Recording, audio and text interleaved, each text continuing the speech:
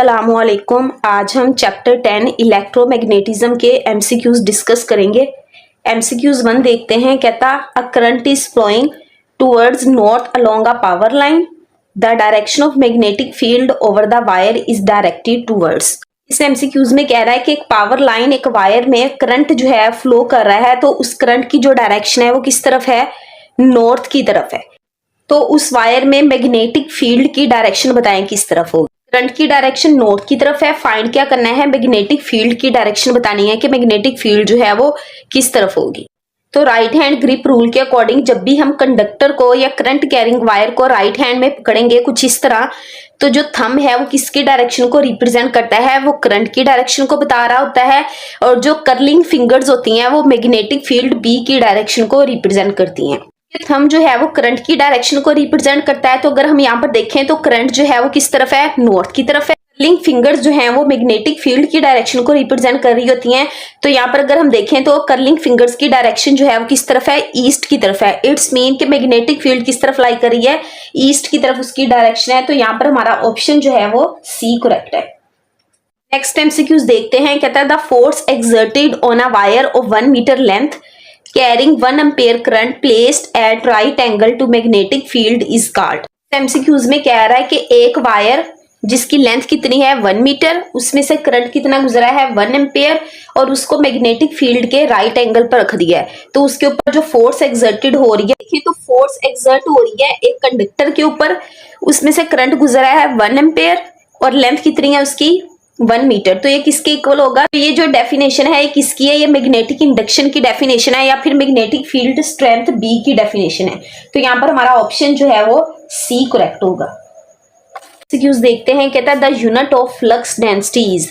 Flux density का unit बताना है। तो फ्लक्स डेंसिटी जो है वो मैग्नेटिक फ्लक्स डेंसिटी बी को बोलते हैं। ठीक है, हमें बी का यूनिट फाइंड करना है। तो बी हमें पता है वो किसके बराबर होता है? F/IL।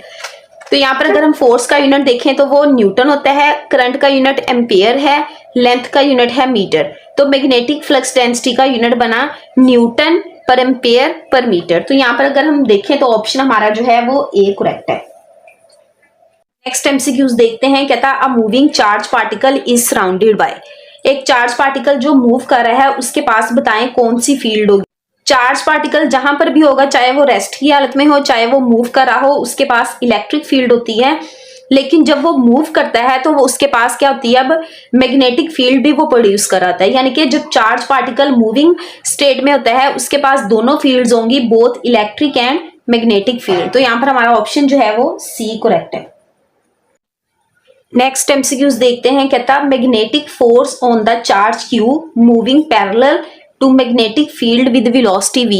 इस एमसीक्यूज में कह रहा है कि एक चार्ज पार्टिकल जिसकी मैग्नीट्यूड क्या है? q है, वो मैग्नेटिक फील्ड के पैरेलल मूव कर रहा है वेलोसिटी v के साथ। तो बताएं कि उसके ऊपर कितनी मैग्नेटिक फोर्स लगेगी। ठीक है, तो मैग्नेटिक फोर्स का फॉर्मूला हमें पता है, वो होता है F=QV cross b। Cross product को जब ओपन करेंगे तो बन जाएगा QVB साइन ऑफ थीटा। अब चूंकि पैरेलल मूव कर रहा है तो पैरेलल मूव करने का मतलब है कि वो मैग्नेटिक फील्ड के साथ वेलोसिटी जो है वो एंगल बना रही है 0 डिग्री का। तो अगर हम यहाँ पर 0 पुट करते हैं, साइन 0 क्या होता है? 0 होता है। तो फोर्स क्या बन जाती है? 0। इट्स मीन कि जब चार्ज पार्टिकल पैरेलल मूव करता है मैग्नेटिक फील्ड के, तो उसके ऊपर मैग्नेटिक फोर्स एक्ट नहीं करती, या फिर मैग्नेटिक फोर्स उस टाइम क्या होती है? 0 होती है। तो यहाँ पर हमारा ऑप्शन जो है वो सी करेक्ट है। एमसीक्यूज देखते हैं। कहता है the unit newton per ampere per metre is called. तो ये यूनिट बताना है कि किसके इक्वल है। फील्ड बी जो है वो किसके इक्वल होती है? F/IL। तो उसका यूनिट क्या होता है? न्यूटन। करंट का क्या है? एम्पेयर, और लेंथ का क्या है? मीटर। तो ये बन गया Newton per ampere per metre. और मैग्नेटिक फील्ड को हम किस में मेजर करते हैं? टेस्ला में मेजर करते हैं। तो इट्स मीन 1 टेस्ला जो है वो बराबर है Newton per ampere per metre. तो यहाँ पर हमारा ऑप्शन जो है वो बी करेक्ट है। नेक्स्ट एमसीक्यूज देखते हैं। कहता electrons while moving perpendicularly through a uniform magnetic field are. MCQs में कह रहा है कि इलेक्ट्रॉन्स जो हैं वो यूनिफॉर्म मैग्नेटिक फील्ड में मूव कर रहे हैं परपेंडिकुलरली। तो बताएं इन चारों ऑप्शंस में से कौन सा करेक्ट है। इलेक्ट्रॉन्स जो हैं वो मैग्नेटिक फील्ड में मूव करते हैं तो उनके ऊपर क्या एक्ट करती है?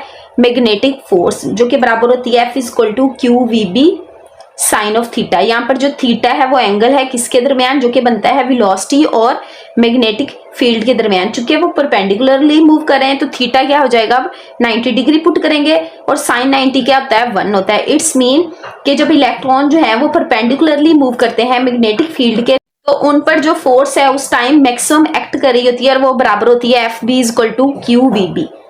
अब यहाँ पर जो फोर्स एक्ट करी है वो मैग्नेटिक फील्ड के भी परपेंडिकुलर है और वेलोसिटी के भी परपेंडिकुलर है। कि मैग्नेटिक फोर्स और वेलोसिटी की डायरेक्शन जो है एक दूसरे के परपेंडिकुलर हैं, तो ये इलेक्ट्रॉन्स को मूव करवाएगी सर्कुलर पाथ के अलोंग, कुछ इस तरह, ठीक है।